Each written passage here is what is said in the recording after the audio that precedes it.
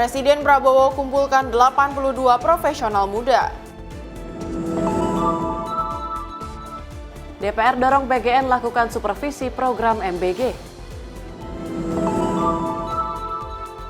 Polri ambil sampel beras di pasar induk Cipinang. Mayat wanita ditemukan mengambang di Sungai Cisadane.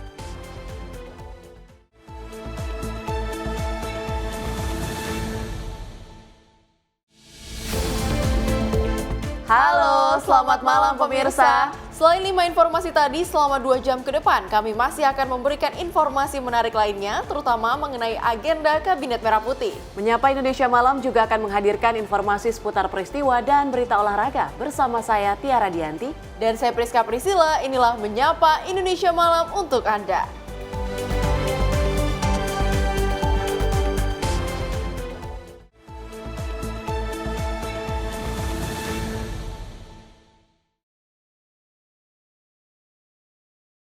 Kita awali dengan informasi pertama dari Presiden Prabowo Subianto yang melakukan pertemuan khusus dengan 82 profesional muda di kediamannya di Hambalang, Kabupaten Bogor, Jawa Barat pada 26 Juli 2025.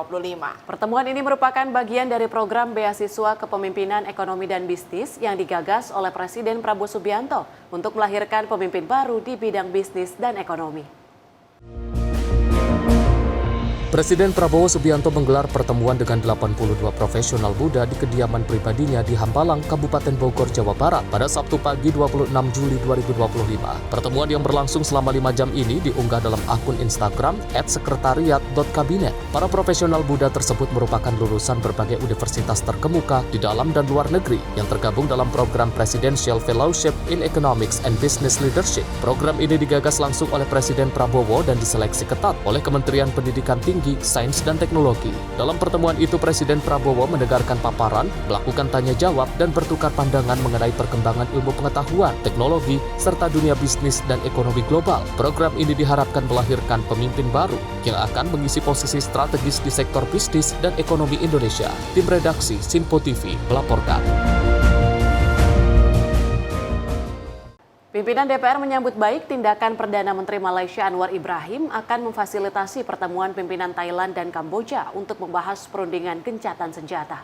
Menurutnya, persaudaraan negara-negara ASEAN sangat kuat, sehingga diharapkan tidak ada lagi terjadi konflik antar negara. Konflik bersenjata di perbatasan antara Thailand dan Kamboja kini telah memburuk hingga menewaskan beberapa orang. Konflik tersebut membuat beberapa negara ikut serta dalam menyerukan perdamaian, salah satunya Presiden Amerika Serikat Donald Trump. Tidak hanya itu saja, Perdana Menteri Malaysia Anwar Ibrahim juga memfasilitasi pertemuan kedua negara untuk membahas perundingan gencatan senjata. Hal ini disambut baik langsung oleh pimpinan DPR RI Dasko. Parlemen Indonesia menyerukan agar negara kawasan ASEAN tidak lagi terjadi konflik. Dasko menilai persaudaraan negara-negara ASEAN sangat kuat dan memiliki hubungan baik antar negara. Ya, kita harapkan di kawasan ASEAN ini kan tidak terjadi sesuatu yang lebih mengkhawatirkan. Karena persaudaraan ASEAN ini kan sesungguhnya kuat. Nah, sehingga inisiasi dari Perdana Menteri Malaysia untuk mempertemukan Thailand dan Kamboja itu patut kita apresiasi. Demikian. Dari Jakarta, Fahrizal Davarizkiano, Sinpo TV melaporkan.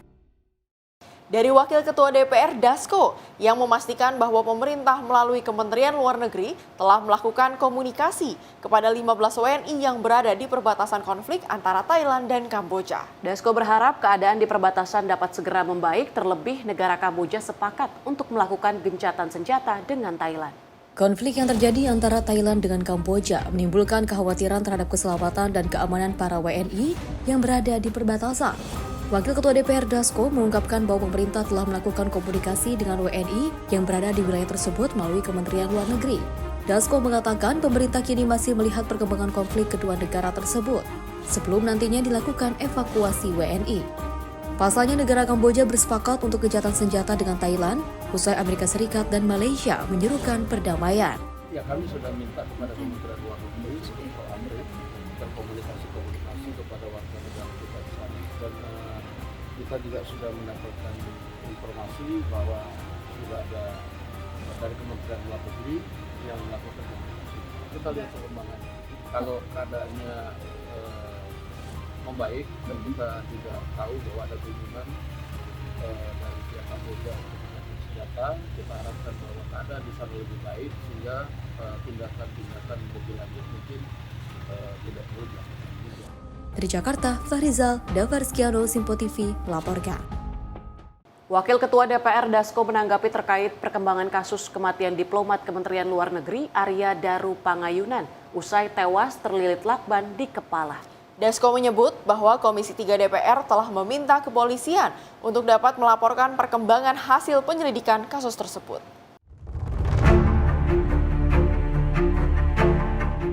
Pihak kepolisian saat ini masih mengusut kasus kematian diplomat Kementerian Luar Negeri Arya Daru Pangayunan. Pasalnya, kasus tersebut menjadi tanda tanya usai ditemukan tewas dalam keadaan kepala terlilit lakban.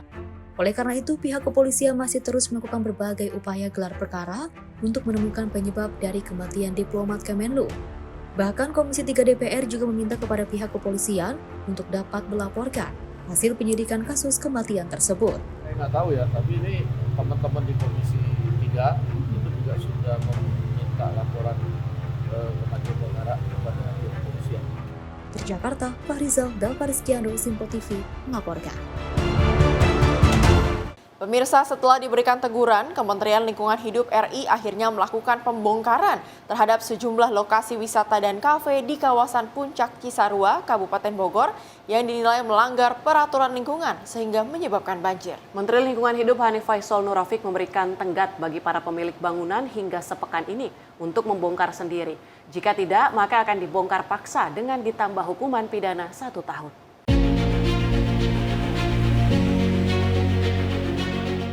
Sejumlah petugas unit Gakum Kementerian LH bersama sejumlah pekerja membongkar langsung kafe yang menjadi salah satu ikon wisata di kawasan Puncak, Kecamatan Cisarua, Kabupaten Bogor, Jawa Barat.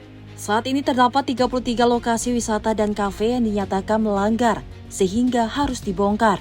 Dari jumlah 9 diantaranya sudah memiliki izin, namun dicabut izinnya oleh Kementerian Lingkungan Hidup. Dan saat ini 7 unit usaha kafe atau lokasi wisata sudah mulai dibongkar. Hanif mengungkapkan pembongkaran sejumlah lokasi wisata Puncak ini masih juga bersifat sukarela. Artinya pihak pengelola kafe maupun pemilik lokasi wisata yang melanggar diperbolehkan membongkar sendiri. 13 KSO yang telah kita berikan sanksi dan telah habis masa tenggatnya agar segera membongkar.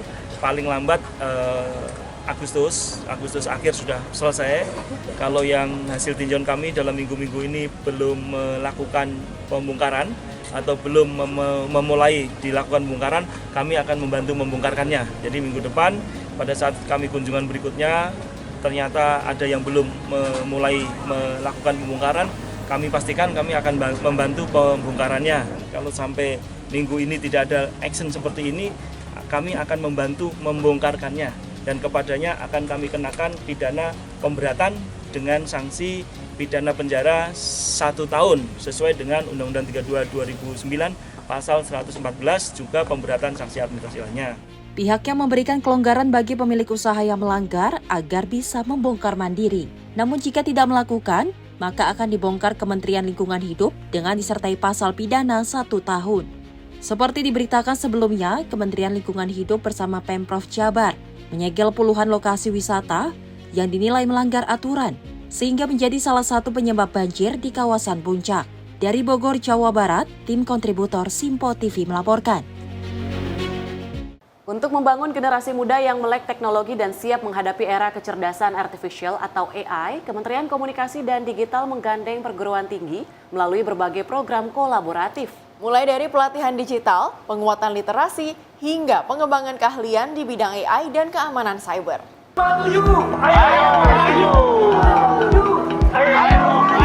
Kementerian Komunikasi dan Digital menggandeng perguruan tinggi untuk menyiapkan generasi muda yang melek teknologi, tangguh secara etika digital, dan siap memasuki era kecerdasan artifisial. Menteri Komunikasi dan Digital Mutia Hafid menegaskan, perguruan tinggi harus menjadi garda terdepan dalam membekali mahasiswa dengan keterampilan digital dasar hingga lanjutan, termasuk keahlian di bidang AI. Hal itu ia sampaikan saat menghadiri acara Puncak Disnatalis ke-13 Institut Bisnis dan Informatika Kosgoro 1950 di Jakarta Selatan pada Jumat 25 Juli 2025. Mutia menyatakan, pembangunan sumber daya manusia digital kini menjadi prioritas setelah penyelesaian infrastruktur digital yang masif dalam beberapa tahun terakhir. Pemerintah tidak hanya membangun yang kasat mata infrastrukturnya, tapi juga yang non-fisik. Dan ini juga termasuk sistem pelayanan berbasis teknologi dan sistem keamanan siber. Kita juga harus memastikan bahwa transformasi digital ini tidak hanya dalam bentuk pembangunan infrastruktur, tapi juga pendidikan menuju kecakapan digital yang baik. Karena itulah kenapa hari ini Kemkomdigi diwakili oleh Kepala BPSDM melakukan sebuah kerjasama dengan IBIK yang kita saksikan baru saja untuk juga tidak hanya membangun infrastrukturnya tapi membangun manusia-manusianya. Jadi kalau dulu Indonesia fokus kepada membangun infrastruktur digitalnya, sekarang setelah infrastruktur hampir selesai kita menggeser fokus kita untuk membangun SDM-nya agar siap, agar teknologi artificial intelligence sebagai contoh tidak hanya menjadi milik negara-negara besar tapi juga milik anak-anak bangsa. Kementerian Komdigi menempuh pendekatan kolaboratif dengan melibatkan perguruan tinggi melalui program pelatihan kecakapan digital, penguatan literasi digital di kalangan mahasiswa, serta pengembangan keahlian di bidang keamanan cyber dan kecerdasan buatan atau AI. Kerjasama ini salah satunya diwujudkan melalui penandatanganan MOU antara Sekjen Kemkomdigi dan Sekjen PPK Kosgoro 1957, serta MOA antara Kepala BPSDM Komdigi dan Rektor IBI Kosgoro 1957. Kemitraan dengan institusi pendidikan dipandang sebagai kunci dalam menciptakan generasi digital yang tidak hanya pintar secara teknis, tapi juga bertanggung jawab secara sosial. Tim redaksi Sinpo TV melaporkan. Sementara itu dari Menko Perekonomian Erlangga Hartarto menyampaikan bahwa Indonesia dan Amerika Serikat sepakat untuk menurunkan tarif dagang serta memperkuat kerjasama digital melalui joint statement pada 22 Juli 2025. Kesepakatan ini mencakup perlindungan data pribadi, investasi teknologi, dan penguatan sektor strategis seperti mineral kritis dan kesehatan. Pemerintah Indonesia dan Amerika Serikat resmi memasuki fase baru kerjasama dagang melalui joint statement yang diumumkan pada 22 Juli 2025. Menko Perekonomian Erlangga Hartarto menyampaikan bahwa tarif impor produk Indonesia ke Amerika Serikat turun dari 32% menjadi 19%, menjadikan Indonesia salah satu negara dengan tarif terendah. Amerika Serikat juga tercatat sebagai mitra dagang utama dengan pangsa ekspor 11,22% dan investasi senilai 3,7 miliar US dollar pada 2024. Dalam hal digital, Erlangga menegaskan bahwa kesepakatan ini menjadi pijakan hukum tata kelola data pribadi antar negara. Indonesia akan menyiapkan protokol cross-border data dengan pengawasan berbasis UU Perlindungan Data Pribadi. Saat ini 12 perusahaan digital Amerika Serikat seperti Microsoft, AWS, dan Google telah membangun data center di Indonesia. Secara umum, joint statement menggambarkan kesepakatan yang telah dibahas, dan Amerika Serikat menunjukkan poin-poin penting dan komitmen politik baik Indonesia maupun Amerika yang akan menjadi dasar perjanjian perdagangan nanti. Nah, tentu akan dilanjutkan dengan pembahasan lanjutan yang menyangkut kepentingan kedua negara. Kemudian kalau terkait dengan data pribadi, itu sebetulnya beberapa data pribadi kan sebetulnya merupakan praktek dari masyarakat pada saat daftar di Google, di Bing, melakukan e-commerce dan yang lain. Pada saat membuat email, akun, itu kan data upload sendiri. Dan data-data gini tentu ini data pribadi, dan bagi kesepakatan Indonesia dan Amerika adalah membuat protokol untuk itu. Jadi finalisasinya bagaimana ada pijakan hukum yang sah, aman, dan terukur untuk tata kelola lalu lintas data pribadi. Beberapa komitmen investasi besar dari Amerika Serikat termasuk proyek CCS dengan ExxonMobil, pusat data dengan Oracle, hingga pengembangan AI dengan Amazon. Kesepakatan ini diharapkan mendorong daya saing, inovasi, dan pertumbuhan ekonomi digital Indonesia. Tim redaksi Sinpo TV melaporkan. Pemirsa, Indonesia masih bernegosiasi dengan Amerika Serikat untuk menurunkan tarif impor sejumlah komoditas seperti sawit, kopi, kakao, mineral, dan produk agro. Menko Perekonomian Erlangga Hartarto menyebut bahwa tarif bisa ditekan hingga mendekati 0%, seperti skema yang telah ditetapkan dalam kerjasama Indonesia dan Uni Eropa. Menteri Koordinator Bidang Perekonomian Erlangga Hartarto menyampaikan bahwa Indonesia masih menjalani proses negosiasi dengan Amerika Serikat terkait pemangkasan tarif impor sejumlah komoditas. Komoditas yang dimaksud meliputi kelapa sawit, kopi, kakao, mineral, produk agro, hingga komponen industri yang masuk dalam skema zona perdagangan bebas. Erlangga menjelaskan pemangkasan tarif dinilai memungkinkan karena komoditas-komoditas tersebut tidak diproduksi oleh Amerika Serikat. Menurutnya pembahasan ini terus berjalan seiring dengan komitmen yang pernah disampaikan Amerika Serikat untuk memberikan keringanan tarif kepada Indonesia. Perundingan masih akan terus berlangsung untuk bicara detail teknis karena masih ada beberapa kepentingan yang dijanjikan dan akan ditindaklanjuti, yaitu terkait dengan beberapa pokok, yaitu Indonesia akan diberikan juga tarif yang lebih rendah 19% untuk beberapa komoditas.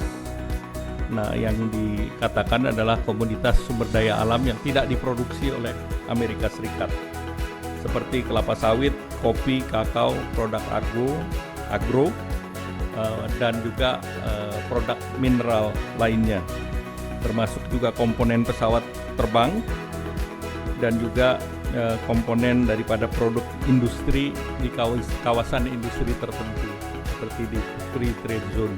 Jadi itu sedang dalam pembahasan dan itu dimungkinkan lebih dari 19%, lebih rendah dari 19% dan dimungkinkan mendekati 0%. Seperti kita ketahui bersama bahwa Amerika juga melihat bahwa Eropa memberikan kita CPO 0% dalam EU SEPA. Jadi beberapa itu menjadi benchmark. Dalam konferensi pers Menko Perekonomian, Erlangga menyebut tarif impor atas komoditas itu masih bisa ditekan dari level saat ini yang mencapai 19% bahkan bisa mendekati 0%. Ia juga mencontohkan Indonesia telah menerapkan skema serupa dengan Uni Eropa melalui perjanjian EU SEPA yang memungkinkan pembebasan tarif impor untuk CPO hingga 0%. Tim redaksi Simpo TV melaporkan. Dari Kapolri Jenderal Polisi Listio Sigit Prabowo yang meninjau langsung gelaran Bazar Kreasi Bayangkari Nusantara 2025 di Jakarta Convention Center. Bazar ini digelar untuk memperingati Hari Kesatuan Gerak Bayangkari ke-73 sekaligus mendorong pertumbuhan UMKM di Indonesia.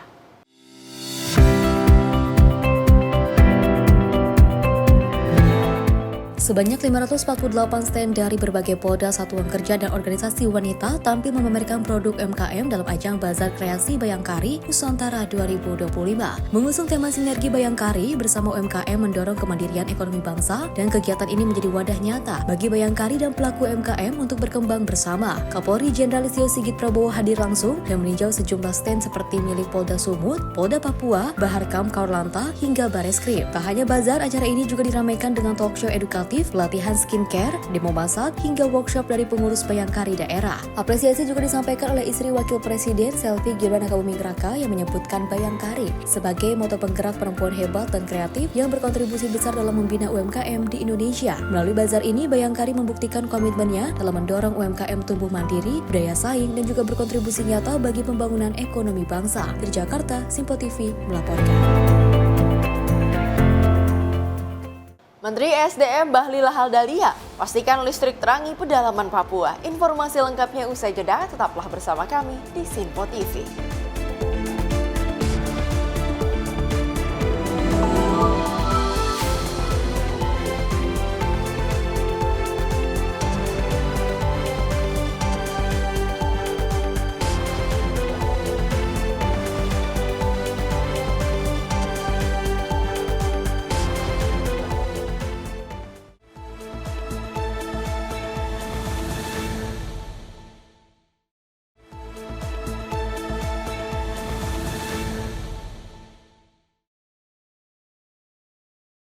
Anda kembali menyaksikan Menyapa Indonesia Malam. Pemirsa, Menteri SDM Bahlil Lahadalia meninjau rencana pembangunan PLTM Wabudori di Supiori sebagai bagian dari percepatan program listrik desa di Papua.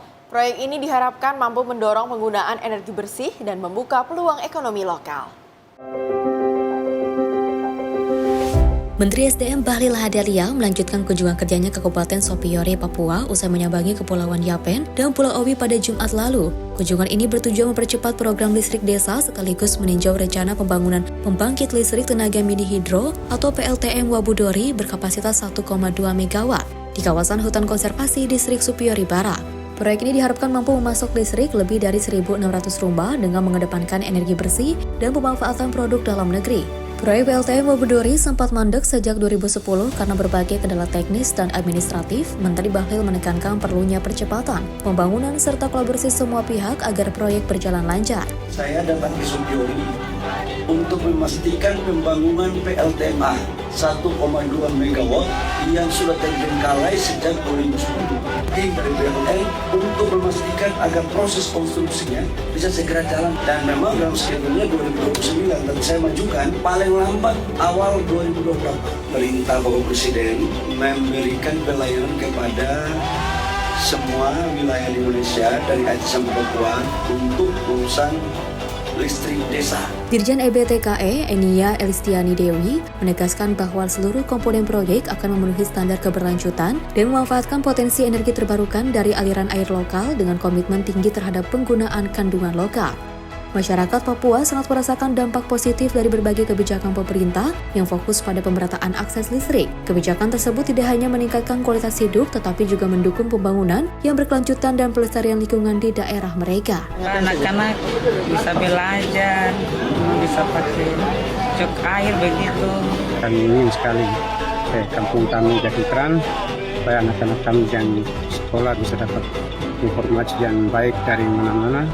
Mereka yang belajar baik di rumah dan kami lancar. Kami bangga sekali karena ada kesempatan untuk Bapak secara langsung tiba di Sopiori untuk meresmikan itu. Saya rasa bangga dan bersyukur karena sudah ada listrik yang bisa setelah kami di Kabupaten Sopiori dan bisa saja kami sangat bersyukur. Selain membangun PLTM, Menteri Bahlil Lahadalia juga meminta percepatan penyambungan listrik ke rumah-rumah yang belum teraliri arus meski sudah terhubung jaringan. Ia berharap Papua menjadi percontohan pengembangan energi bersih yang mampu mendorong pertumbuhan ekonomi yang adil dan berkelanjutan. Tim redaksi Simpo TV melaporkan. Dari Wakil Ketua DPR Dasko yang mendorong Badan Gizi Nasional untuk melakukan supervisi dalam pelaksanaan makan bergizi gratis. Dasko menyebut tenaga supervisi di lapangan ini untuk mengecek kualitas makanan dengan teliti. Wakil Ketua DPR Dasko mengatakan bahwa saat ini Badan Gizi Nasional sudah mempunyai sistem baru dalam supervisi yang dimilikinya. Dasko menyebut tim supervisi ini berfungsi untuk mengecek kualitas makanan dengan secara teliti. Supervisi oleh Badan Gizi Nasional diperlukan guna mencegah kesalahan dalam pelaksanaan makan bergizi gratis di berbagai daerah. Oleh karena itu, dirinya berharap dengan adanya ritme supervisi yang baru, kejadian keracunan agar tidak terulang kembali. Ya, kami minta kepada, kan kita lihat bahwa kita tahu bahwa BGN itu juga mempunyai sistem baru dalam hal supervisi. Mereka ada rekrut tenaga-tenaga untuk supervisi lapangan, baik untuk mengecek kualitas makanan, distribusi, maupun dari sisi pembayaran dari MBG ke dapur. Nah, sehingga kita harapkan bahwa kejadian-kejadian yang seperti itu tidak terulang. Dari Jakarta, Fahrizalda Farizkiano, Simpo TV melaporkan. Dari anggota Komisi 7 DPR RI Rahayu Saraswati melakukan kunjungan kerja reses ke Kampung Batik Laweyan Solo, Surakarta. Komisi 7 DPR RI menyebut ekonomi kreatif lokal tidak kalah dengan mancanegara. Bahkan hasil karya seniman sektor kreatif berani bersaing dengan asing.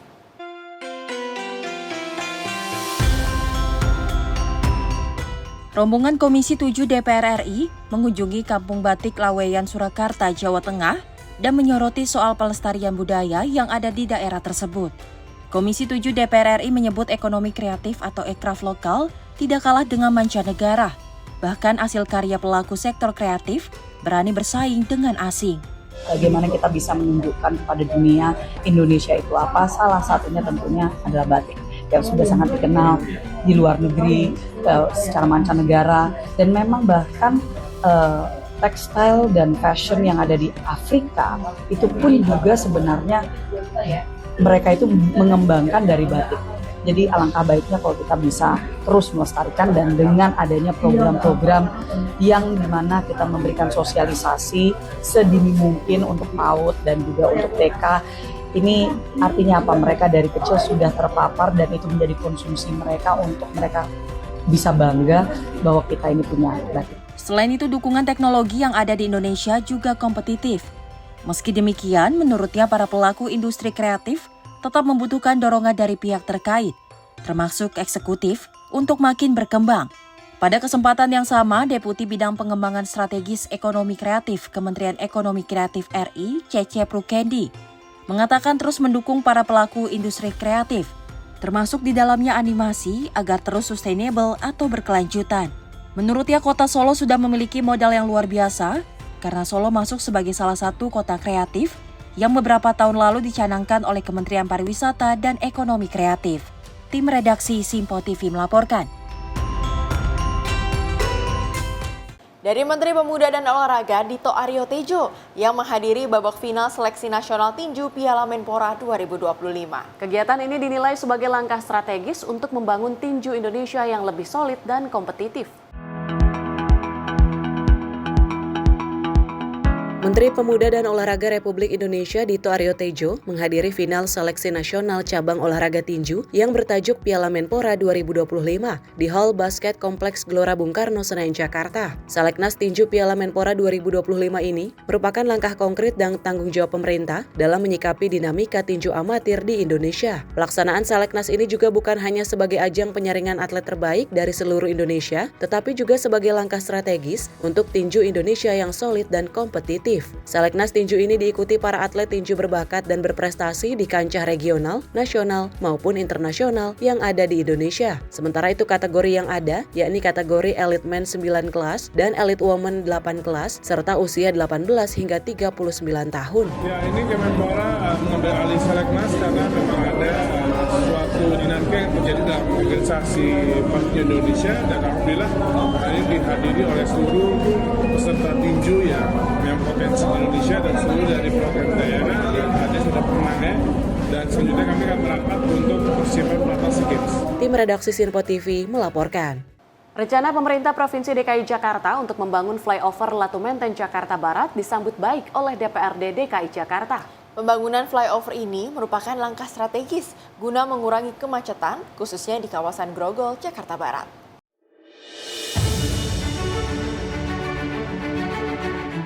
Setelah sempat melakukan peninjauan ke lokasi, anggota DPRD DKI Jakarta Hardianto Kenet mendukung pemerintah Provinsi DKI Jakarta dalam melakukan pembangunan jalan flyover Latu Menteng di kawasan Grogol, Jakarta Barat. Nantinya flyover sepanjang 380 meter ini menghubungkan Jalan Grogol menuju Tubagus Angke tanpa melintasi perlintasan kereta stasiun Grogol. Pembangunan flyover itu juga merupakan langkah strategis mengurangi kemacetan di kawasan Grogol, Jakarta Barat. Anggota DPRD DKI Jakarta Hardianto Kenet mengatakan, proyek pembangunan flyover merupakan hasil dari aspirasi masyarakat saat dirinya melakukan reses di daerah Jakarta Barat. Kenet menyebut banyak warga mengeluhkan kemacetan yang cukup parah di daerah Grogol pada pagi dan sore hari akibat seringnya kereta melintas. Ya, saya minta tahun depan dikerjain. Nah, memang kalau itu saya tahu betul. Karena memang saya yang dorong, yang Latu Menteng, jadi dua arah kan. Jadi harapan saya supaya pada saat pagi hari dan sore hari berangkat kerja dan pulang kerja itu udah nggak macet. Jadi orang sudah tidak perlu lagi melewati pintu kereta. Jadi sudah mereka cukup lewat layang aja itu udah saya berharap bisa cukup membantu lah, terutama bagi warga Grogol Petamburan ya. Grogol Petamburan dan juga bagi masyarakat, terutama bagi yang suka melewati jalur Latu Menteng, Grogol Latu Menteng gitu. Diharapkan dengan adanya flyover tersebut, nantinya masyarakat tidak lagi merasakan kemacetan. Dari Jakarta, tim redaksi Simpo TV melaporkan. Dari Ketua Harian DPP Partai Gerindra Dasko yang menanggapi usulan Ketua Umum PKB Muhaimin Iskandar agar pemilihan kepala daerah tidak digelar secara langsung hingga gubernur dipilih oleh pemerintah pusat. Dasko mengatakan bahwa berbagai simulasi terkait pemilu maupun pilkada masih dikaji oleh seluruh partai politik. Wakil Ketua DPR sekaligus Ketua Harian DPP Partai Gerindra Dasko mengungkapkan bahwa saat ini simulasi-simulasi tentang pemilu maupun pilkada masih dikaji oleh seluruh partai politik. Hal itu diungkapkannya saat menanggapi usulan dari Ketua Umum Partai PKB Muhaimin Iskandar agar pemilihan kepala daerah tidak digelar secara langsung hingga gubernur dipilih oleh pemerintah pusat. Dasko mengatakan hasil kajian dari masing-masing partai politik akan diputuskan dengan ketentuan aturan pemilu dan pilkada bersama pemerintah dan DPR. Ya, saat ini simulasi tentang pemilu maupun pilkada sudah dilakukan oleh masing-masing partai.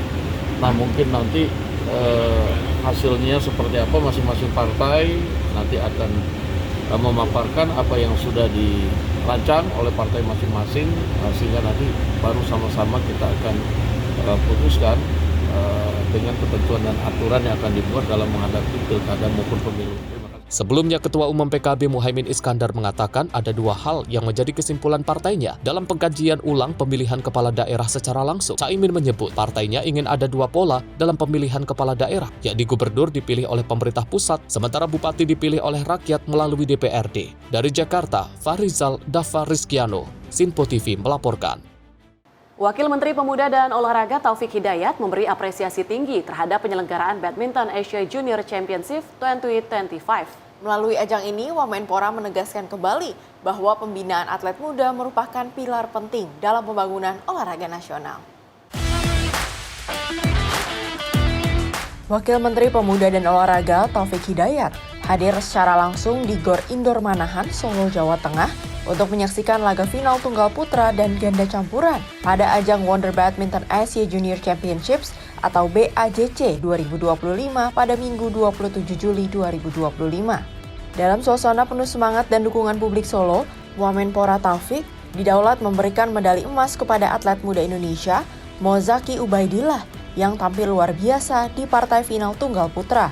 Zaki berhasil menaklukkan wakil China, Liu Yang Mingyu, dalam 2 game langsung dengan skor 21-12 dan 21-17. Gelar ini menjadi pencapaian penting bagi Indonesia di kancah bulu tangkis junior Asia. Wamenpora Taufik kembali menegaskan bahwa pembinaan atlet muda merupakan pilar penting dalam pembangunan olahraga nasional. Karena menurutnya, olahraga tidak bisa bersifat instan dan harus berproses. Jadi kedepannya, Kemenpora akan terus hadir untuk memantau dan memperkuat fondasi prestasi olahraga Indonesia. Kita kan dari Kemenpora kita akan pantau terus ya, nggak hanya cuma bulu tangkis, tapi yang lain-lain juga karena junior ini kan calon-calon untuk kedepannya. Memang kita tahu juga bahwa olahraga ini kan nggak bisa instan, kita butuh berproses dan ini jadi cukup perhatian buat Kemenpora sendiri, buat pemerintah untuk olahraga ini. Tim redaksi Sinpo TV melaporkan.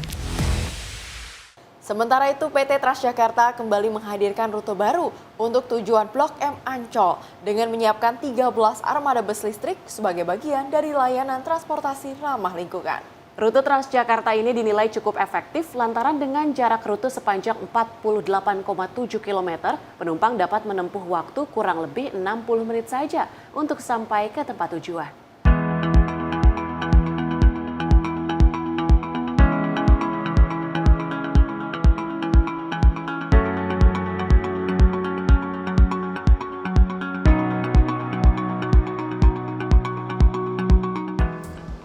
Pemirsa Sinpo TV, PT Transjakarta kembali menambah rute baru, yakni rute dari Blok M hingga Ancol, yang mana peresmian rute ini telah diresmikan oleh Gubernur Jakarta Pramono Anung pada Sabtu 26 Juli 2025 kemarin. Dan memang nantinya akan ada 13 bus armada listrik yang dipergunakan sebagai layanan transportasi ramah lingkungan sepanjang rute Blok M hingga Ancol nanti. Dan nantinya ini rute untuk jam operasional untuk rute Ancol sendiri akan beroperasi mulai pukul 5 pagi hingga pukul 22.00 waktu Indonesia Barat dan akan dikenakan tarif murah saja hanya Rp3.500. Dan memang untuk pemberhentiannya sendiri nantinya rute dari Blok M ke Ancol ini akan melalui 11 pemberhentian. 10 diantaranya ini adalah halte BRT atau bus rapid transit yang mana diantaranya adalah rute halte ASEAN, halte Kejaksaan Agung, halte Masjid Agung, halte Bundaran Senayan, halte Senayan Bank DKI, halte Gerbang Pemuda, halte Petamburan, halte Kemanggisan, halte J-Expo Kemayoran, dan juga halte Ancol. Nah tadi saya naik dari halte Blok M yang mana ini Anda bisa mengakses ya melalui rute koridor 1W jalur 5 di halte Blok M. Tak hanya dari halte Blok M saja, Anda juga bisa naik untuk rute Blok M menuju ke Ancol sendiri ini melalui halte ASEAN, halte Senayan, halte GBK, dan halte Gerbang Pemuda. Adapun memang panjang rute dari untuk Blok M menuju ke Ancol sendiri ini adalah 48,7 km dengan memang Anda akan menempuh jarak atau waktu ini sebesar atau mencapai 120 menit atau 60 menit dalam satu kali perjalanan. Nah, untuk melihat seperti apa reaksi para penumpang, ini saya akan mewawancarai salah satu penumpang yang saya lihat ini sudah naik dari halte Blok M begitu ya menuju ke halte Ancol. Oke, selamat sore Kakak, boleh minta waktunya sebentar? Oke, Kakak namanya siapa dan dari mana? Aku Cecil dari Blok M. Oh, dari Blok M.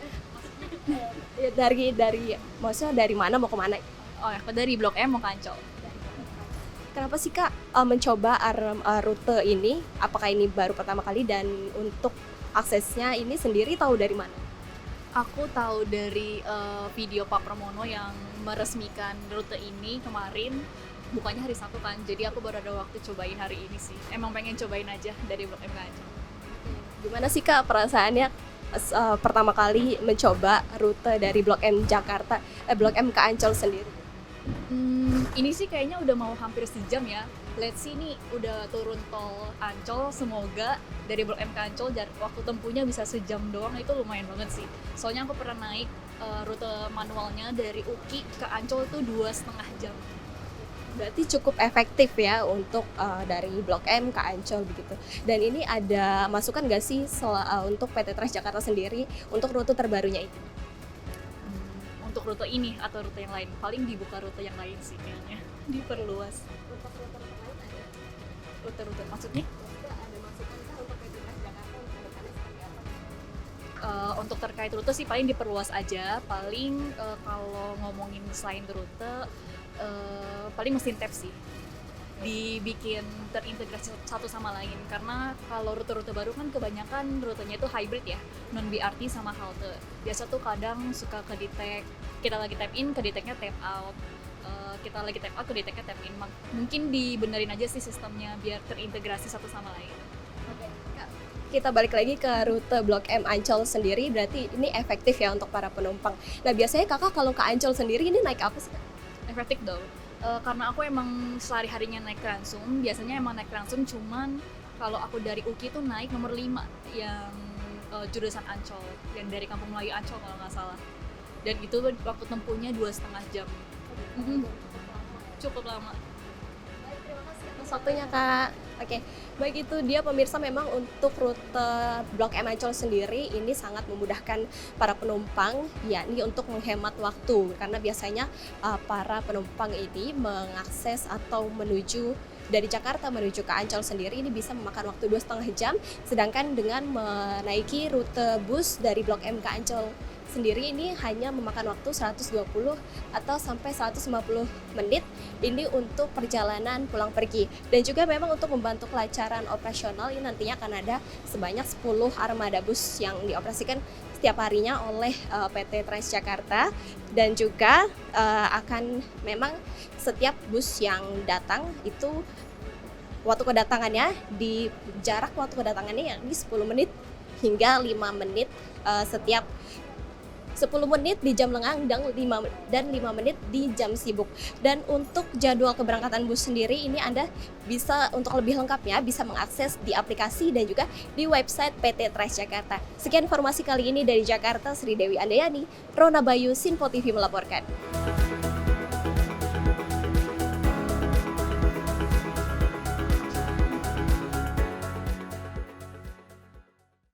Pemirsa, Badan Pusat Statistik mencatat angka kemiskinan per Maret 2025 turun menjadi 23,85 juta orang atau 8,47% dari total populasi. Hal ini diungkapkan oleh Deputi Bidang Statistik Sosial BPS, Ateng Hartono, dalam konferensi pers di Jakarta. Dalam konferensi pers di Jakarta pada Jumat 25 Juli, Badan Pusat Statistik mencatat angka kemiskinan nasional turun menjadi 23,85 juta orang per Maret 2025. Deputi Bidang Statistik Sosial BPS Ateng Hartono menyampaikan penurunan tersebut setara dengan 210.000 orang dibanding September 2024, ketika jumlah penduduk miskin tercatat 24,06 juta. Saat ini persentase penduduk miskin mencapai 8,47% dari total populasi, turun 0,1% dari periode sebelumnya. Ateng menyebut penurunan ini juga melanjutkan tren positif sejak Maret 2023 setelah sempat naik pada 2022.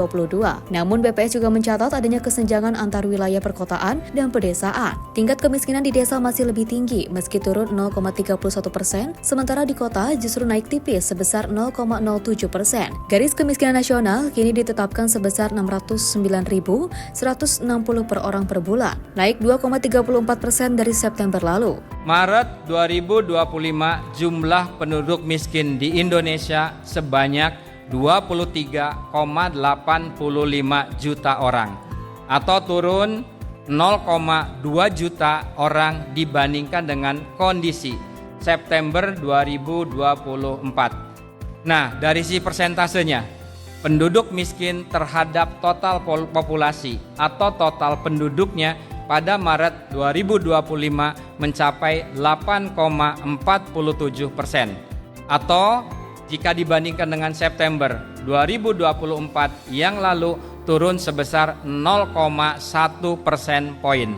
Nah, kemudian sejak Maret 2023 sampai dengan Maret 2025 kemiskinan berangsur mengalami penurunan. Silakan teman-teman media bisa dilihat di grafik yang ditayangkan di layar. Yang kedua, kami akan memaparkan persentase penduduk miskin antara perkotaan dan pedesaan. Teman-teman media, kalau kita lihat di grafiknya, ada disparitas atau ketimpangan kemiskinan antara perkotaan dan pedesaan. Pada Maret 2025, tingkat kemiskinan perkotaan sebesar 6,73%, sedangkan kemiskinan pedesaan sebesar 11,03%. Jadi desa lebih banyak yang miskinnya jika dibandingkan dengan perkotaan terhadap tadi total penduduk masing-masing wilayahnya. Selain itu, BPS juga melaporkan penurunan tingkat pengangguran terbuka menjadi 4,76%, terendah sejak krisis 1998. Penurunan ini juga ditopang penambahan lapangan kerja bagi 3,59 juta orang. Presiden Prabowo Subianto sempat menyinggung capaian ini meski tidak merinci data. BPS sendiri baru merilis data ini hari ini setelah penundaan dari jadwal sebelumnya untuk memastikan kualitas dan akurasi data. Tim redaksi Sinpo TV melaporkan. Pimpinan DPR menyambut baik terkait angka kemiskinan nasional yang menurun berdasarkan catatan Badan Pusat Statistik atau BPS. Wakil Ketua DPR Dasko menyatakan hal tersebut telah sesuai dengan asta-cita Presiden Prabowo Subianto untuk mengentaskan kemiskinan. Badan Pusat Statistik mencatat jumlah penduduk miskin di Indonesia pada Maret 2025 sebanyak 23,85 juta orang dibandingkan dengan tahun September 2024. Menanggapi hal ini, Wakil Ketua DPR Dasko mengatakan bahwa penurunan tersebut telah sesuai dengan asta-cita Presiden Prabowo Subianto. Menurutnya, asta-cita Presiden Prabowo ialah untuk mengentaskan kemiskinan yang ada di Indonesia. Dasko menyebut upaya penurunan angka kemiskinan akan terus dilakukan oleh pemerintah. Bahkan DPR juga terus mendukung upaya pemerintah dengan mengkaji secara komprehensif masukan dari Badan Pusat Statistik. Ya, nanti kita tadi juga saya sepintas sudah baca, nanti kita akan coba minta kepada BPS untuk lebih menjelaskan kepada kami dan komisi terkait agar kita bisa lebih memahami substansi dari yang disampaikan kepada media hari ini. Ya kan memang tujuan dari pemerintahan yang belum lama ini adalah antara lain dalam aspek kita adalah menurunkan tingkat kemiskinan, dan upaya-upaya itu terus dilakukan oleh pemerintahan pada saat sekarang, dan tentunya DPR mendukung itu, dan kita akan kaji secara komprehensif masukan dari BPS tadi. Demikian. Dari Jakarta, Fahrizal Davarizkiado, Simpo TV melaporkan. Dari Menteri Sosial Saifullah Yusuf pada Kamis malam mengunjungi Sekolah Rakyat Menengah Pertama 10 Cibinong Bogor dan ikut makan bersama dengan 100 siswa. Seorang siswi yang biasa makan 1 atau 2 kali sehari dengan lauk seadanya, kini siswa tersebut menangis terseduh lantaran ingat ibunya saat makan enak bersama Menteri Sosial.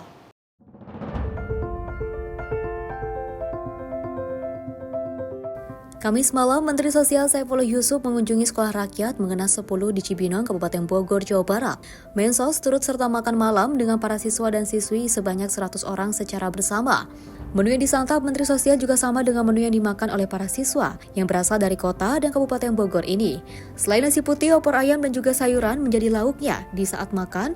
Selain itu, semua siswa juga diberikan susu dan biskuit dan buah semangka.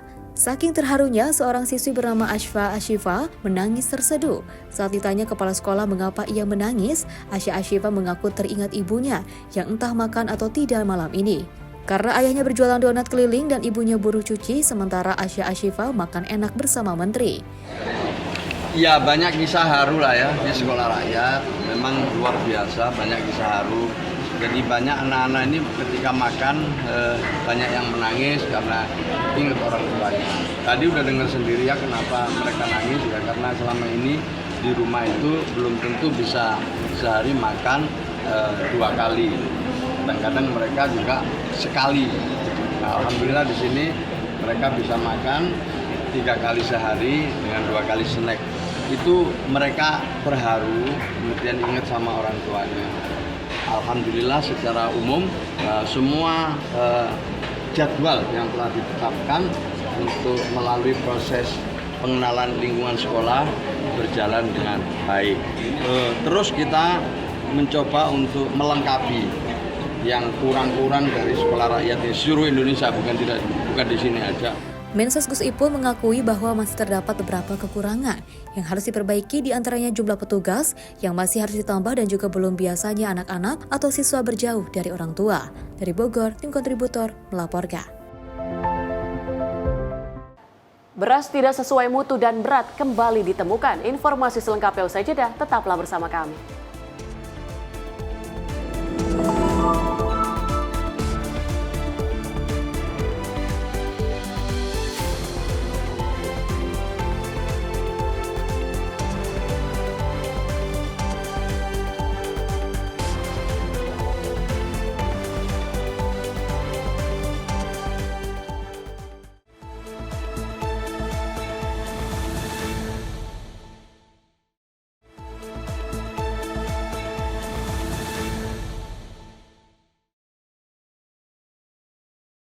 Terima kasih pemirsa, Anda masih bersama kami di Menyapa Indonesia Malam. Informasi selanjutnya dari Satuan Tugas Pangan Polda Metro Jaya yang melakukan peninjauan secara langsung ketersediaan beras di Pasar Induk Beras Cipinang, Jakarta Timur pada Jumat siang. Selain mengambil sampel untuk dicek lebih lanjut, Satgas Pangan juga memastikan para pedagang menjual beras sesuai harga eceran tertinggi yang sudah ditentukan.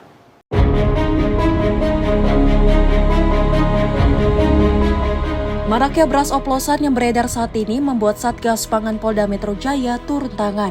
Kasubdit 1 Industri dan Perdagangan di Treskrimsus Polda Metro Jaya, AKBP Muhammad Ardila Amri mengatakan, kegiatan ini dilakukan guna memastikan mutu beras yang ada di Pasar Induk Beras Cipinang agar masyarakat tidak khawatir dengan maraknya beras oplosan. Pihaknya juga telah mengambil beberapa sampel beras yang dijual di Pasar Induk guna dicek lebih lanjut di laboratorium. Apabila ditemukan beras oplosan, maka dirinya akan menindak tegas pedagang tersebut. Selain itu, dirinya juga memastikan bahwa pedagang menjual beras sesuai dengan harga eceran tertinggi atau HET yang berlaku.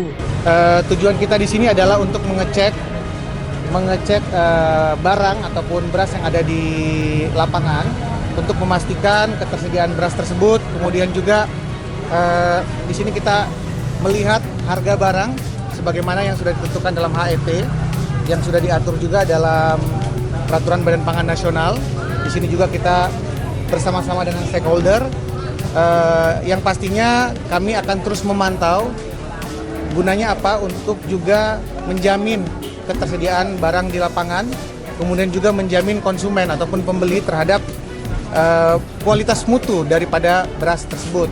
Sementara itu, salah satu pembeli di Pasar Induk Beras Cipinang, Abdul Aziz mengaku sangat khawatir dengan maraknya beras oplosan. Menurutnya, dengan adanya isu tersebut membuat harga beras premium menjadi naik, yang biasanya Rp690.000 per karung menjadi Rp740.000. Beras oplosan juga telah menurunkan omsetnya sebagai pedagang warung di rumahnya karena telah menambah modal. Namun harga jualnya tetap sama. Ya sebenarnya kita khawatir, cuman dari harga kan jadi naik jadinya, tapi yang biasa nggak sampai segini, harga lumayan naiknya. Per kilonya lebih kurang sih naik 40.000, 50.000 per kilonya ini. Biasanya berapa beli Pak Haji? Ya biasa kan beli pra itu kan biasa beras beras ya biasa saya pakai ya. Biasanya 69, 68, ini udah sampai 74.000 sekilo. Udah lumayan naik harganya jauh. Ada dampaknya Pak Haji? Iya, dampaknya kemarin oplosan itu kasus kemarin kan. Di sini dampaknya. Udah berapa? Mau jual tuh susah sekarang. Kalau mau jual itu nyari pelanggan tuh sekitar ini tuh supaya jangan langganan hilang aja mungkin ya. Biar kita jual untungnya tipis tapi ya pelanggan nggak hilang gitu sementara. Harganya jauh naik nih dari yang biasa.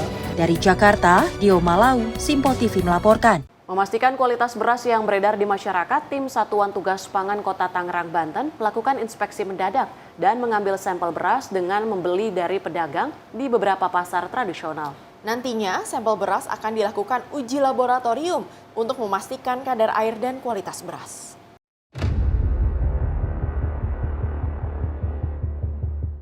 Tim Satgas Pangan dari unsur pemerintah Kota Tangerang, Bulog, Kepolisian, dan Kejaksaan datangi satu persatu kios beras yang berada di Pasar Anyar, Kota Tangerang, Banten, Jumat siang. Petugas tidak temukan merek beras yang masuk ke dalam beras oplosan. Meski demikian, dengan teliti, petugas memeriksa beras yang dijual baik beras kemasan premium maupun beras curah karungan untuk memastikan kualitasnya. Tidak hanya itu, khusus beras kemasan dilakukan penimbangan ulang, namun dipastikan beratnya telah sesuai, yakni 5 kg. Petugas mengambil sampel dengan membeli beberapa jenis beras, termasuk beras kemasan. Selanjutnya dilakukan uji laboratorium untuk mengetahui kadar kandungan air dan presentasi dengan beras patah yang menjadi indikator beras oplosan. Apabila ditemukan beras oplosan, maka akan dilakukan penyelidikan untuk kemudian dijerat unsur pidana. Kami mengadakan sidang bersama untuk mengetahui pasaran itu seperti apa untuk jual berasnya.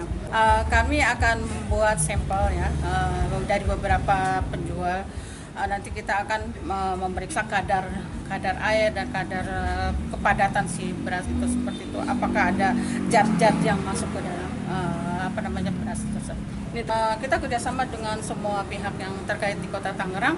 Itu nanti kita ada kelanjutan, ada pembinaan, ada sosialisasi, dan nanti pun kita ada gabungan dari Kota Tangerang untuk pemeriksaan oplosan beras tersebut. Program pemerintah dalam hal ini sampai ke tingkat kewilayahan, kami dari Polres memenuhi dengan terbentuknya Satgas Pangan. Jadi kami sesuai tupoksi masing-masing, kebetulan kami dari pihak ABH akan backup full semua kegiatan yang menyangkut ketahanan pangan. Kami bekerja bersama-sama, ya sesuai di tupoksi kami di penindakan yang menunggu hasil dari pengecekan di lapangan. Pastinya nanti kita berdasarkan hasil penyelidikan faktual nanti di lapangan. Sejauh ini Dinas Perindakop UMKM Kota Tangerang telah melakukan sosialisasi kepada pedagang beras untuk menghindari kerugian dengan membeli beras oplosan. Sementara pedagang keluhkan dampak dari beredarnya beras oplosan membuat penjualan beras kemasan ukuran 5 kg menurun. Konsumen mulai beralih dengan membeli beras curah karungan yang dinilai lebih aman. Untuk isu tentang beras oplosan ya, packaging. Kami tuh para pedagang di Pasar Anyar hanya beli dari pabrik dan langsung jual. Nah, kemarin ada datang dari sosialisasi untuk dari Dinas Perdagangan terkait ciri-ciri beras oplosan.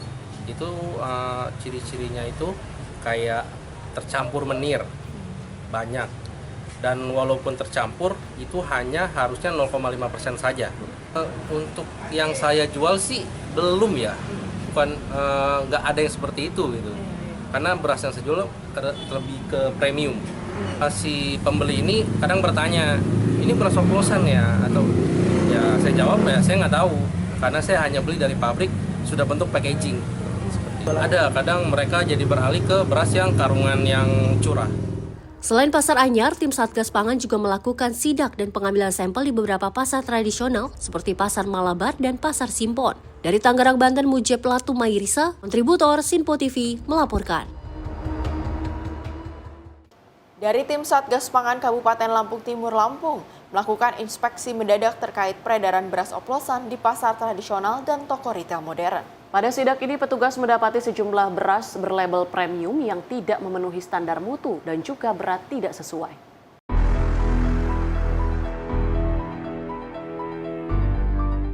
Pastikan tidak ada beras oplosan, tim Satgas Pangan Kabupaten Lampung Timur, Lampung melakukan sidak di sejumlah pasar tradisional di toko retail modern.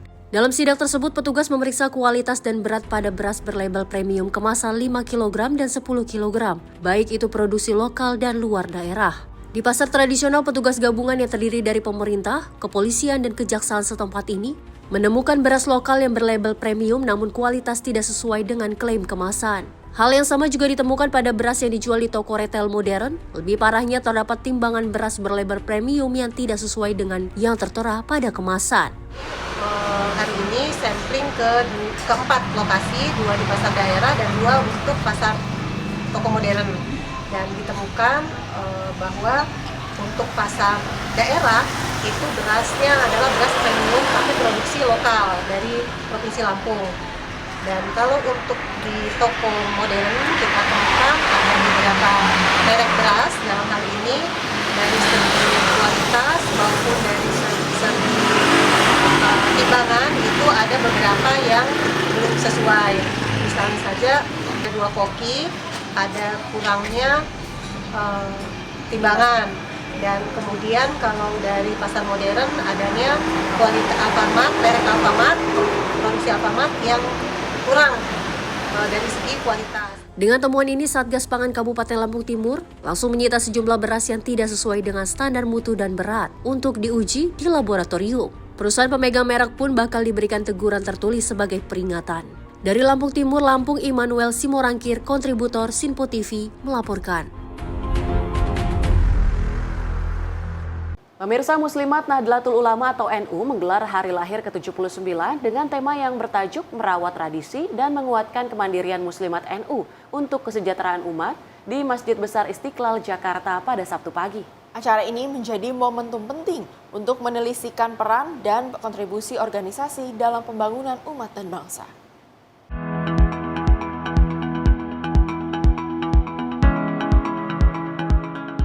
Muslimat Nahdlatul Ulama menggelar peringatan hari lahirnya yang ke-79 dengan tajuk Merawat Tradisi dan Menguatkan Kemandirian Muslim NU untuk Kesejahteraan Umat di Masjid Besar Istiqlal, Jakarta pada Sabtu pagi. Ketua Pimpinan Wilayah Muslimat NU DKI Jakarta, Nyai Haji Zibayah Rohim, mengatakan harlah ke-79 sebagai bentuk pengabdian perjuangan kebangsaan negara melalui kegiatan program positif di bidang kesehatan hingga dakwah ekonomi. Zibia menyebut selain momentum penting juga menjadi silaturahmi antara pemerintah dengan keluarga besar Muslimat NU DKI Jakarta. Selain itu, kegiatan-kegiatan yang digelar Muslimat NU DKI merupakan bentuk dukungan program yang telah dijalankan oleh Gubernur Jakarta Tamono Anung untuk menjadikan masyarakat sejahtera, adil, makmur, dan mencerdaskan anak bangsa.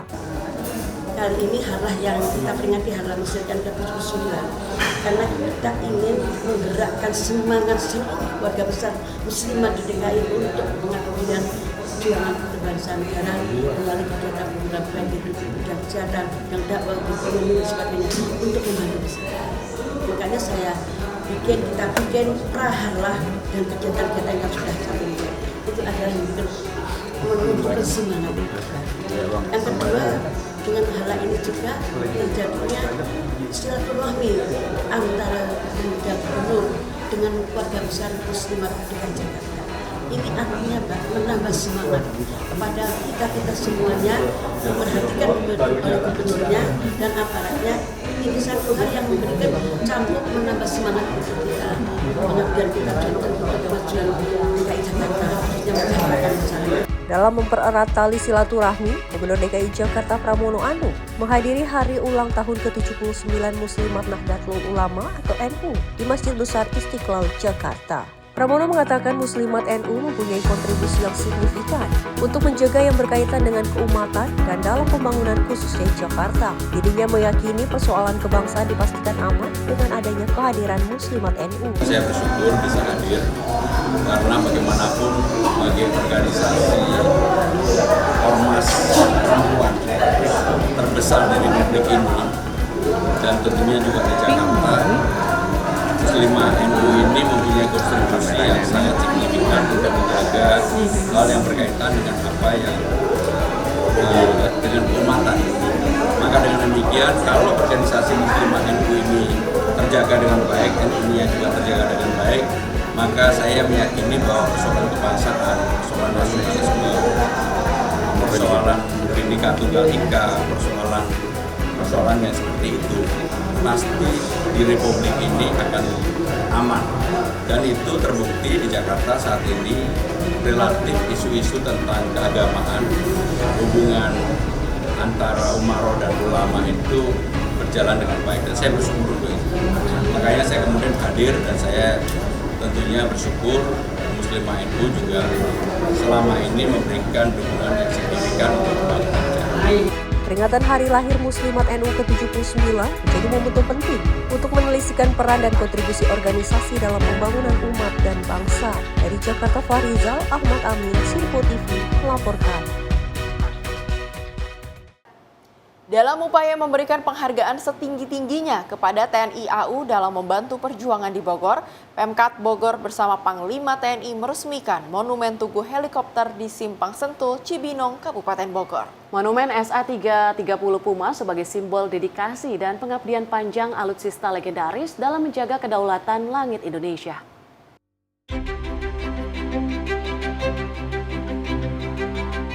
Pemerintah Kabupaten Bogor bersama Panglima TNI Jumat sore meresmikan monumen helikopter jenis Puma SA-330 di Simpang Lampu Merah Sentul Cibinong, Kabupaten Bogor, Jawa Barat. Diketahui helikopter Puma SA-330 milik Angkatan Udara Skadron 08 yang telah berjasa untuk NKRI dalam menjalankan misi pembelaan tanah air. Panglima TNI Jenderal Agus Subianto mengatakan monumen helikopter SA-330 Puma sangat bersejarah dalam membantu keamanan di wilayah Kabupaten Bogor. SA-330 Puma juga pada masa silam yang telah memasang Tugu Kujang Kota Bogor dengan sangat presisi dengan tinggi 25 meter dan berat 700 kg. Hari ini saya meresmikan monumen heli SA-330 Puma di Cibinong, Kabupaten Bogor. Saya mengucapkan terima kasih kepada Pemkab Bogor dan seluruh masyarakat Bogor yang sudah memberikan perhatian kepada TNI, di mana sejarah TNI mulai sekarang akan kita perbaiki dengan membuat monumen-monumen di wilayah-wilayah yang tentunya punya sejarahnya masing-masing di setiap wilayah. Angkatan Udara mempunyai suatu tradisi pada alutsista yang telah berjasa pada negara khususnya untuk melaksanakan operasi-operasi yang dilaksanakan TNI AU atau operasi negara, ada semacam tradisi penghormatan terakhir.